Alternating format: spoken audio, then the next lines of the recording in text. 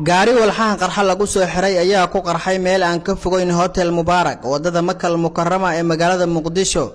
gaarigan oo goobjoogayaal nuuciisa ay noogu sheegeen inuu ahaa Saarif ayaa la xaqiijiyay in wadihii gaariga uu ka cararay, taas oo keentay in dadkii iyo gaadiidkii isticmaali jiray wadada Makal Mukarrama gaar ahaan agagaarka hotel Mubarak ay galaan feejignaan. waxaase goobta ku gubtay laba gaari oo ka mid ahaa gawaaridii taalay afaafka hore ee hotel Mubarak oo ahaa goobtii la dhigay gaariga walxaha qarxa laga soo buuxiyay. laamaha ammaanka ee dowladda federaalka Soomaaliya ayaa goobta soo gaaray waxaana ay sheegeen inay wadaan baaritaano ku aadan khasaarihii ka dhashay gaarigan walxaha qarxa lagu soo xiray ee ku qarxay wadada mashquulka badan ee dadka iyo gaadiidka ay aadka u isticmaalaan.